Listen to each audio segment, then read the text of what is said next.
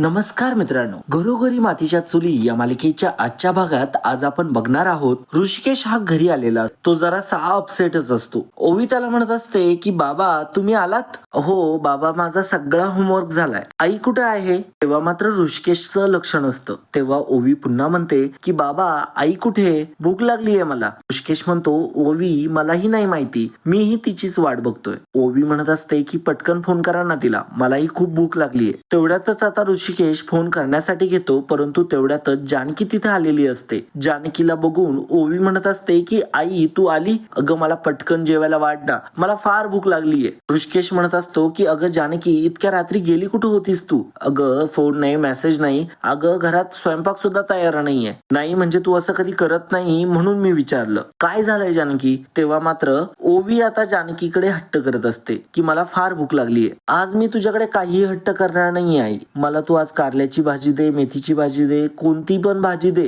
मी खाऊन घेईल, मला भूक लागली आई. ऋषिकेश आता म्हणत असतो की जानकी चल मी तुला स्वयंपाकाला मदत करतो. तेव्हा मात्र आता जानकीला काहीतरी बोलायचं असतं, परंतु हे दोघे तिला बोलूच देत नसतात. जानकी म्हणते की थांबा थांबा थांबा जरा, हो मला पण काहीतरी बोलू द्या, केव्हाचपासून तुम्ही दोघच बोलताय. आणि मग जानकी आता खाली बसते आणि मग ती लगेचच ओवीला सुद्धा खाली बसवते आणि म्हणते की हे बघा मी माझ्या ओवी बाळासाठी काय आणलंय. ओवी म्हणत असते की हे काय? वांग्याची भाजी, पुरी, शिरा. जानकी म्हणत असते की ते काय झालं, मी जात असताना ना मला शिर्षेकर आजी भेटल्या, अगं बंटीची आजी. तेव्हा ओवी म्हणते की हो, तेव्हा त्या मला भेटल्या होत्या, त्या बोलल्या की चल देवळात जाऊन येऊ. जेव्हा मी देवळात गेले तेव्हा मला तिथे कळलं की तिथे महाप्रसाद आहे. असा तसा महाप्रसाद नाही, अगदी ओवीच्या आवडीचा होता. वांग्याची भाजी, पुरी, शिरा, मग घेऊन आले मी. जानकी म्हणत असते की खा ना, आणि तुझं पोट भरेल ना यात, खाशील ना? तेव्हा ओवीला सुद्धा कळत असतं की कुठेतरी जानकी आणि ऋषिकेशच्या चेहऱ्यावरती मात्र उदासी आहे. ओवी म्हणते तू जे देशील ते मी खाईल.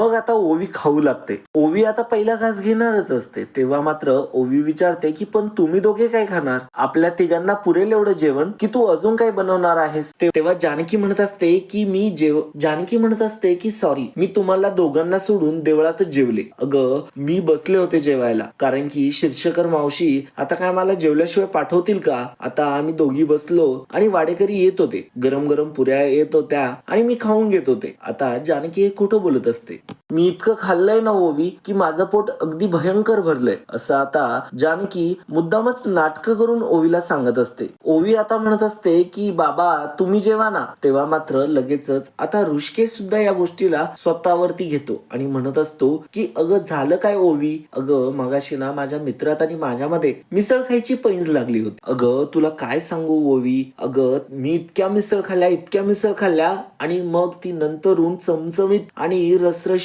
तर्री देखील खाल्ली मी, आणि मग त्यानंतर पाणी पण भरपूर पिलो मी, म्हणून ना आता मला भूकच नाहीये. एक काम कर ना, तू हे सगळं खा आणि तू संपव. जानकी म्हणत असते की जेव बाळा, आले मी. असं म्हणतच आता जानकी ऋषिकेशला बाजूला यायला इशारा करते. जानकी आता किचन मध्ये आलेली असते. तिच्या पाठीमागे ऋषिकेश देखील लगेचच जातो आणि मग जानकी साखरेचा डबा दाखवत म्हणत असते की एवढीच साखर उरली, अगदी 2 चमचे. तेव्हा मात्र ऋषिकेश म्हणतो म्हणजे याचा अर्थ किराणा संपलाय आपला. तेव्हा मात्र जानकी म्हणत असते की आपण भरलाच कधी होता, एवढंच उरलंय आपल्याकडे.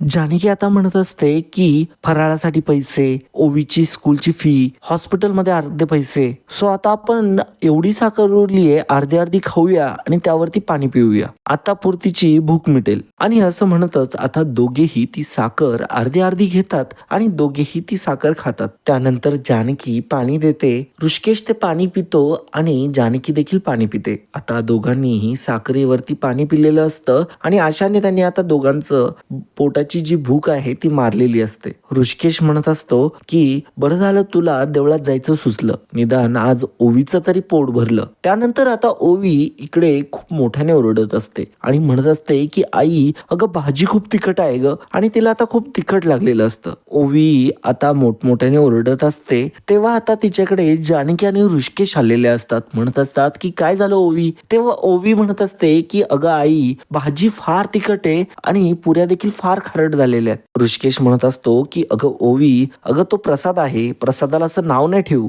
मग आता लगेचच ऋषिकेश आणि जानकी एक एक घास खाऊन बघतात आणि दोघेही ते 2 घास खातात. तेव्हा मात्र त्यांना समजतं की भाजी तिखट नाहीये. तेव्हा मात्र जानकी म्हणत असते की काय गो ओवी, अगं तू याही पेक्षा जास्त तिखट जेवण जेवत असतेस, मग आज काय झालं? तेव्हा मात्र ओवी म्हणत असते की मग आता तुम्ही पण खा. ओवी आता दोघांनाही म्हणत असते की मला माहितीये तुम्ही दोघांनीही काही खाल्लेलं नाहीये, मी तुमची मुलगी आहे आणि मला सगळं कळतं. आपण एक टीम आहोत ना, मग जेवायचं तर एकत्र जेवायचं, नाहीतर मला पण साखर द्या. असं म्हणताच आता जानकीच्या डोळ्यांमध्ये देखील पाणी आलेलं असतं आणि ऋषिकेश सुद्धा आता रडवेला झालेला असतो. मीही त्यावरती पाणी पिऊन झोपेल, कळलं? असं आता एका मोठ्या मुलीप्रमाणे ओवी बोलत असते. ओवी आता जानकीला भरवत असते घास. मग आता जानकीच्या डोळ्यांमधून पाणी येत असतं आणि मग आता ओवीने दिलेला घास जानकी घेत असते. त्यानंतर ओवी आता ऋषिकेशला सुद्धा भरवते आणि आता दोघेही अन्न जेवत असतात. आता मात्र दोघांनाही रडू येत असतं, कारण की आपली मुलगी इतकी लहान असून सुद्धा इतके मोठे विचार करते हे मात्र बघून जानकी आणि ऋषिकेशला खूप अभिमान वाटत असतो. त्यानंतर आता जानकी आणि ऋषिकेश एक एक घास घेतात आणि ते ओवीला भरवतात. मग आता त्यानंतर जानकी आणि ऋषिकेश सुद्धा एकमेकांना एक एक घास भरवतात. ओवी आता म्हणत असते की सगळं जेवण करून झाल्यानंतर डेझर्ट मध्ये शिरा आहे ना, बाबा घ्या. असं म्हणताच जानकी म्हणते की मी भरवणार आधी. तेव्हा ओवी म्हणते की नाही आधी मी. असं आता दोघेही हसत हसत म्हणत असतात. आता काही क्षणातच ओवीने पूर्ण घरामध्ये एक आनंदाचं वातावरण क्रिएट केलेलं असतं. आलेलं दुःख इतकं आनंदाने पचवलेलं असतं की त्याच्यातून आनंद निर्माण झालेला असतो. आता मात्र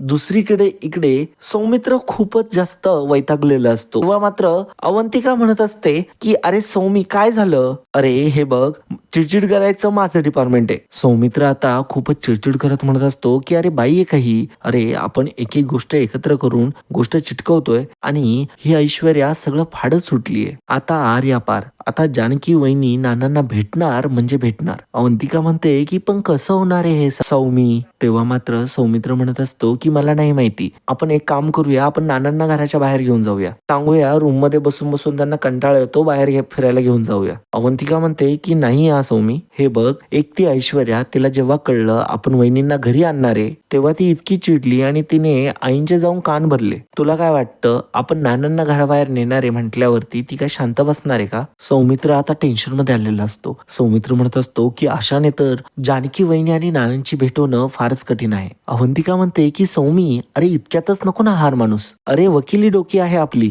काहीतरी सोल्युशन निघेल ना, काहीतरी आपण विचार करू यावर, फक्त आपण यांना काहीतरी डेअरिंग करायला पाहिजे आणि नानांनी सुद्धा. तेव्हा मात्र आता सौमित्र खुश होतो आणि म्हणतो की डेअरिंग, अरे डेअरिंग, आणि असं म्हणत असतो अवंतिका अगं डेअरिंग, जानकी वहिनी आणि तिचं डेअरिंग. तेव्हा मात्र आता अवंतिका म्हणत असते की अरे मला नीट समजून सांगशील का सौमी, अरे तू काय म्हणून राहिलाय? सौमित्र म्हणत असतो की अरे एक मिनिट, मी सांगतो, मी कसा विसरलो मला तेच कळत नाहीये. अवंतिका म्हणत असते की आणि वहिनीचं काय आठवलं तुला मध्येच? तेव्हा सौमित्र म्हणतो की मी तुला सांगतो, मी कसा विसरलो मलाच कळत नाहीये. अगं एक किस्सा आहे, शरू आणि विक्रांत जिजूंचं लग्न झालं तेव्हा ना, तेव्हा आम्ही सर्व मुलं म्हणजे मी, दादा, सारंग, जानकी वहिनी आणि हे दोघे कपल, आम्ही एका फार्म हाऊसला गेलो होतो. त्या फार्म हाऊसला आम्ही ट्रूथ अँड डेअरचा गेम खेळत होतो. तिथे जानकी वहिनीवरती डेअर आलं. तुला माहितीये तिने काय केलं? अवंतिका विचारते की काय? आणि मग आता सौमित्र पूर्ण घडलेला प्रकार हा अवंतिकाला सांगत असतो. अवंतिका आता मोठ्याने म्हणते की बाप रे, आपली जानकी वहिनी इतकं सुद्धा डेअरिंग करू शकते. सौमित्र आता हसतच म्हणत असतो की जानकी वहिनीने जर ठरवलं ना तर ती काहीही करू शकते. हेच बेस्ट आहे अगं अवंतिका, आपण तिचीच आयडिया वापरून जानकी वहिनीला आणि नानांना भेटून देऊया, आणि तेही याच घरात. अवंतिका म्हणत असते की वेट वेट वेट सौमित्र, अरे ती ऐश्वर्या घरात असताना एवढं सगळं शक्य नाही होणार. आपण ना त्यामध्ये एक गोष्ट अजून ऍड करूया, परंतु त्याबरोबर ना आपण माझ्या वकिलीची जोड लावूया. मी एक काम करते, मी आईंना एक एक आधीच अंदाज देऊन ठेवते की माझे कोणते तरी क्लायंट येणार आहे घरी भेटायला. आपल्यावरती कुणाला डाऊट यायचा चान्सच नाही. सौमित्र म्हणत असतो की क्या बात आहे अवंतिका मॅडम, आता आर या पार. अवंतिका पण आता हसूनच म्हणत असते की वहिनी नानांना भेटणार. असं म्हणतच आता अवंतिका आणि सौमित्र दोघेही एकमेकांच्या हातात हात देतात. आता दुसरीकडे इकडे घरामध्ये आजी बसलेली असते आणि ती डोळे बारीक करून करून कुणाला तरी बघत असते. तेवढ्यातच सुमित्रा तिथे येते आणि सुमित्रा म्हणत असते की अगं आई काय करतेस, हे एवढे डोळे बारीक बारीक करून कुणाला बघतेस. तेव्हा आजी म्हणत असते की जानकी घरात येऊ नये म्हणून मी ते पहारा देत उभी आहे. सुमित्रा मात्र म्हणत असते की काही काळजी करू नको, ती या घरात येणार नाही. मी सौमित्रला निक्षून सांगितलेलं आहे, ती या घरात आलेली मला चालणार नाही. मला आधी सांग, ऐश्वर्या आणि सारंग बाहेर गेलेत का? आजी म्हणत असते की अगं हो, ते दोघेही ऑफिसला गेलेले. तेव्हा मात्र आता सुमित्रा म्हणत असते की सारंग ऑफिसला गेलाय ते ठीक आहे, परंतु ऐश्वर्या का बरं गेली? आजी म्हणत असते की अगं का म्हणजे काय? अगं ऐश्वर्या आणि सारंग दोघेही शिकलेले आहे. आता तेवढ्यातच अवंतिका वरून खाली येत असते आणि ती या दोघींचं बोलणं सुद्धा ऐकत असते. तिला देखील आता ही गोष्ट समजलेली असते की ऐश्वर्या आणि सारंग हे दोघेही घरात नाहीये आणि ते दोघेही कंपनीमध्ये गेलेत. आजी म्हणत असते की ते दोघे हुशार आहेत, शिकलेले आहेत, तुझी कंपनी ते अगदी शिखरावरती नेऊन ठेवतील. तेवढ्यातच आता अवंतिका तिथे पोहोचते आणि म्हणते, अवंतिका म्हणत असते की फक्त काही चुकीचा निर्णय घ्यायला नको, कारण सगळं नीट पार पाडायला ऋषिकेश दादा नाही आहेत ना, त्यांच्याकडून तर सगळंच काढून घेतलं ना आजी, म्हणून मला तरी टेन्शन येत आहे ग. ऐश्वर्या ऑफिसला गेली तर तुम्हाला माहितीये ना माग लास्ट टाइमला काय झालं होतं ते, तिने तिच्या बाबांना बाजार समितीत नेमल्यामुळे आपल्या कंपनीचा खूप मोठा लॉस होणार होता. तेव्हा मात्र आजी म्हणत असते पण निस्तरलं कोणी? तिनेच ना. तशी ती हुशार आहे बर का वकिलीन बाई, तिला सगळं कळतं. अवंतिका हसतच म्हणत असते बरोबर आहे तुमचं, सगळंच कळतं हो तिला, खूप छान कळतं. इनफॅक्ट तुम्हाला जितकी ती कळली आहे ना तितकीच आईंना जर ती कळली असती ना तर खूप बरं झालं असतं. आजी म्हणत असते की पण तू का तिच्या नावाने बोट मोडतीयस? मी तिच्या नवऱ्याला मदत करते, ती तिच्या नवऱ्याला मदत करतीये, तर तुझ्या नाकाला का बरं मिरच्या झोमताय? तू नाही करत का तुझ्या नवऱ्याला मदत? अवंतिका म्हणते की परंतु माझा हेतू नेहमी चांगला असतो आजी, त्या ऐश्वर्यासारखं नाहीये सगळ्यांचं मध्ये मध्ये करायचं आणि मग मध्येच आग लावायची. सुमित्रा म्हणत असते की अगं दोघी बाज करा ना, किती एकमेकींबरोबर वाद घालायला आता. आजी म्हणत असते की मी इथं अगदी माझा पहारा द्यायला उभी आहे, हिचं आता काय काम आहे इथे? आता मात्र लगेचच अवंतिका म्हणत असते आई माझं एक काम आहे तुमच्याकडे. ते काय आहे ना, माझी एक क्लायंट येणार आहे घरी. आजी म्हणत असते की आपल्याकडे? अवंतिका म्हणते की हो आजी आपल्याकडेच. तेव्हा आता अवंतिका म्हणत असते कसं आहे माहितीये का, सौमित्र आणि मी आता दोघे घरूनच काम करतोय, त्यामुळे बरचसं डिले होते कामामध्ये, त्यामुळे म्हंटल तिला आम्ही आता वरीच बोलून घेतो, म्हणजे केस बद्दल आता घरी बसूनच डिस्कस करता येईल. तेव्हा आजी म्हणते की केस? कसली केस? तेव्हा अवंतिका म्हणत असते की मालमत्तेची केस आहे, ती घरी आली का क्लायंट तुम्हाला कळेलच. तेव्हा मात्र अवंतिका विचारत असते की आई चालेल ना तुम्हाला? तेव्हा सुमित्रा म्हणते की अगं चालेल ना, क्लायंट आहे ना तुझी, मग येऊ दे तिला. अवंतिका म्हणते की थँक्यू सो मच. असं म्हणतच आता अवंतिका फार खुश झालेली असते, कारण की ती क्लायंट म्हणजे दुसरी तिसरी कोणी नसून जानकी असणार असते. आता अवंतिका तिथून जायला निघते तर लगेचच आजी तिला म्हणत असते की थांब, हा कप तिकडे उचलून किचन मध्ये नेऊन ठेव. असं म्हणतच आता आजी तिला किचन मध्ये जायला सांगते तो कप नेऊन ठेवायला. त्यानंतर अवंतिका तिथून तो कप उचलते आणि किचन मध्ये घेऊन जाते. तर इकडे लगेचच आजी सुमित्राला म्हणत असते काय भोळसट आहे ग तू, अगं बाहेरच्या लोकांना घरामध्ये प्रवेश का बरं देतेस? तेव्हा मात्र सुमित्रा म्हणत असते अगं आई ते तिचे क्लायंट आहेत ना, आणि हे घर तिचं पण आहे, मग येऊ देत की, काय प्रॉब्लेम आहे? तेव्हा मात्र आता आजी लगेचच प्रश्न विचारायला सुरुवात करते, परंतु लगेचच सुमित्रा म्हणते की बास बास बास, आता जास्त प्रश्न नको, तुझे प्रश्न ऐकून ना माझं डोकं अगदी गरगरायला होतं, जाते बाई मी जरा आराम करते. असं म्हणतच सुमित्रा आता मात्र तिथून लगेचच निघून जाते. आजी आता इकडे म्हणत असते की हे बरं आहे, मी काही बोलायला गेली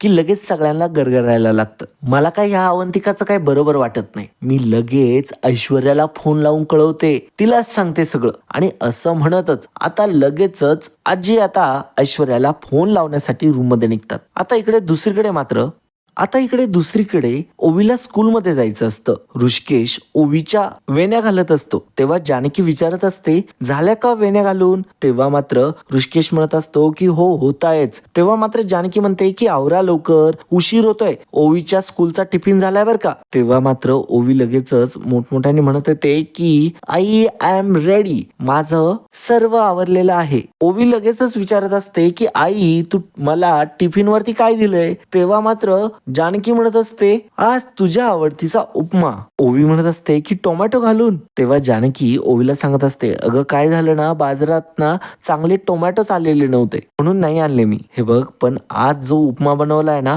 तो एक नंबर बनवलाय. असा उपमा तू कधी खाल्लाच नसशील, तू एकदा खाऊन तर बघ, दर एकदा ट्राय कर. असं म्हणतच आता जानकी ओवीच्या हातामध्ये तो टिफिन बॉक्स देत असते. आता ओवी जानकीला म्हणत असते आणि आई अगं दुसरा डबा कुठे आहे माझा? तेव्हा मात्र जानकी म्हणते की काय? तेव्हा मात्र ओवी म्हणत असते की आई अगं तू विसरलीस का? अगं स्कूलमध्ये 2 रेसेस असतात, अगं एक मोठा खाऊ आणि एक छोटा खाऊ. तेव्हा मात्र आता माझा दुसरा डबा कुठे आहे? जानकी म्हणत असते की अगं मला माहिती आहे ग, परंतु ना आज बाळा काय झालं मला जमलंच नाही, आजच्या दिवस मॅनेज करशील? असं आता जानकी ओवीला म्हणत असते. ओवी म्हणत असते की अगं आई मला खूप भूक लागते का शाळेत? काहीच नाहीये, उरलेला फराळ सुद्धा नाही. जानकी आता डबा घेऊन वाजवत असते आणि म्हणत असते की अगं काहीच नाही ग, सगळं संपलंय. आणि नेमका त्या डब्यामध्ये काहीतरी आवाज येतो आणि आता त्या डब्यामध्ये एक चकली उरलेली असते. तेव्हा मात्र आता जानकी म्हणत असते की एकच चकली उरली आहे आणि ती पण चकली मऊ झालीये बाळा, चांगली नाहीये. तेव्हा ओवी म्हणत असते की त्या काकूंनी दिलेला कपकेक. तेव्हा मात्र जानकी म्हणत असते की तो कपकेक देऊन जमाना झालाय आणि तुला का बरं गोड खायचंय? डॉक्टरांनी सांगितलेलं आठवत नाहीये का? गोड खायचं नाही, दात खराब होतात. मग आता ओवी म्हणत असते की मग मला ही मऊ चकली चालेल. जानकी आता ओवीकडे बघते आणि म्हणते की चालेल तुला. मग त्या दुसऱ्या टिफिन मध्ये ती चकली टाकून आता जानकीला ती मऊ चकली ओवीला दुसऱ्या सुट्टीतला डबा म्हणून द्यावी लागते. आणि मग आता जानकी ओवीला म्हणत असते की थँक्यू बाळा. ओवी म्हणते की वेलकम आई. मग ऋषिकेश म्हणतो की चला चला चला चला उशीर होतोय, शाळेत जायचं आपल्याला. तेव्हा मात्र आता ऋषिकेश म्हणत असतो की ओवीला मी शाळेत सोडतो आणि तसाच पुढे जातो. ओवी आता शाळेत जाण्यासाठी आवरत असते. इकडे मात्र आता जानकी ऋषिकेशला म्हणत असते काय गंमत आहे बघा ना, चकली मऊ लागली म्हणून जसाच्या तसा डबा परत आणणारी ओवी आज मऊ चकली खायला तयार झाली. शहाणं झालंय ओ माझं बाळ. ऋषिकेश आता जानकीला म्हणत असतो की बालपण जादूच्या कांडीसारखं असतं जानकी, ते आहे तोपर्यंतच मज्जा. एकदा ती जादूची कांडी खाली पडली की मग त्यानंतर मुलं शहाणी होतात आणि वेळेआधीच मोठी होतात, जशी आपली ओवी झाली. ऋषिकेश म्हणत असतो की बरं झालंस तू ओवीला डबा दिला, असा दिवस तरी सरला. तेव्हा मात्र जानकी म्हणत असते की आजचा दिवस सरला नाही सारला. ऋषिकेश म्हणत असतो की माझा तुझ्यावरती पूर्ण विश्वास आहे. जानकी तू जे काही करते ना त्यामागे नक्की एखादं कारण असतं, हे कळलंय मला इतक्या वर्षांमध्ये. त्यामुळे मी कधीच तुला असं का म्हणून कधीच विचारणार नाही. पण आता मी निघतो असं आता ऋषिकेश म्हणत असतो आणि तोही ओवीला शाळेत सोडण्यासाठी निघालेला असतो. तेव्हा मात्र जानकी म्हणत असते की काही खाल्लं नाहीये सकाळपासून, प्लीज काहीतरी बाहेर जाऊन काहीतरी खाऊन घ्या. ऋषिकेश म्हणत असतो की तू पण काहीतरी खाऊन घे, उपाशी नको राहूस. तेव्हा मात्र ऋषिकेश म्हणत असतो की आणि आज संध्याकाळी मी काहीतरी काम करून पैसे घेऊनच येईल संध्याकाळी. ओवी आता रेडी झालेली असते आणि म्हणत असते की बाबा आय एम रेडी. तेवढ्यातच आता ऋषिकेश म्हणतो की चला. म्हणत असतो की जानकी लवकरच पाण्याची बाटली घेऊन ये बरं. मग जानकी लगेचच पाण्याची बाटली घेऊन जाते आणि ऋषिकेश कडे देते. जानकी दोघांनाही बाय करते आणि शाळेत जाण्यासाठी निरोप देते. आता जानकीचा फोन वाजू लागतो. ऋषिकेश तो फोन घेतो आणि त्यावरती कुणाचं नाव असतं तो ते नेमकं वाचत नाही आणि जानकीच्या हातात देतो. जानकी आता घाबरलेली असते, परंतु ऋषिकेश काय ते नाव वाचतच नाही आणि मग जानकी तो फोन हातात घेते आणि ऋषिकेश आणि ओवी तिथून पळालेले असतात. जानकी आता तो फोन उचलते. जानकीने आता फोन उचललेला असतो. जानकी म्हणत असते की बोला सौमित्र भाऊजी, आज ऋषिकेश बाहेर गेलेत, मी आवरते आणि येते नानांना भेटायला. तेव्हा मात्र सौमित्र म्हणत असतो की नाही नाही नाही वहिनी, अहो एक प्रॉब्लेम झालाय, आम्ही तुला इथे नानांना भेटायला घेऊन येतोय हे ऐश्वर्याला कळलं. तिने आणि आजीने मिळून आईचे कान भरलेत. अशाने आता नानांना भेटणं इतकं सोपं नाहीये. जानकी म्हणत असते की मग आता काय करायचं आपण? तेव्हा सौमित्र म्हणत असतो की वहिनी माझ्या डोक्यात एक आयडिया आली आहे. म्हणजे ती आयडिया तुझ्या एका जुन्या पराक्रमातूनच आली आहे, पण ते मी तुला सगळं नंतरून सांगतो. पण तुला जर नानांना भेटायचं असेल ना, तुला एक जुगाड करावा लागेल. पण ट्रस्ट मी, तो वर्क होईल. तुझं या घरात येणंही होईल होईल आणि कोणाला कळणार सुद्धा नाही. तेव्हा जानकी म्हणत असते की म्हणजे तेव्हा आता सौमित्र तिला प्लॅन समजावून सांगत असतो आणि मग संपूर्ण प्लॅन आता सौमित्र जानकीला समजावून सांगत असतो आणि मग आता जानकीने फोन ठेवून दिलेला असतो. तर अशा प्रकारे मित्रांनो आजचा भाग इथेच संपतो. पुढील भागामध्ये आपल्याला बघायला मिळणार आहे सौमित्र आणि जानकी हे दोघेही घरी आलेले असतात आणि आता जानकीने वेषांतर केलेलं असतं. आता दरवाजा मात्र सुमित्राने उघडलेला असतो. सुमित्रा जेव्हा दरवाजा उघडते तेव्हा मात्र आता ती दोघांना बघत असते. आता मात्र आजी ऐश्वर्याला फोन करून सगळा किस्सा सांगत असते आणि म्हणत असते ती जी अवंतिकाची क्लायंट आहे ना तिच्या जीवनात घडलेले जे प्रसंग आहेत ना ते सर्व प्रसंग याआधी आपल्या घरात घडून गेलेले आहेत. लगेचच आता ऐश्वर्या म्हणत असते ती जानकी होती. तेव्हा मात्र आजी म्हणते की ते तू ठरव आता की ती कोण आहे. आता मात्र ऐश्वर्याला चांगलाच घाम फुटलेला असतो आणि ऐश्वर्या पूर्णपणे हादरून गेलेली असते. ऐश्वर्या मात्र इकडे कंपनीमध्येच बसलेली असते. सारंग सोबत ती कंपनीमध्ये गेलेली असते. तर मित्रांनो आता पुढे नेमकं काय होतं हे बघणं फारच रंजक ठरणार आहे. तर मित्रांनो आजच्यासाठी इतकंच. पुन्हा भेटूया पुढच्या भागामध्ये. धन्यवाद.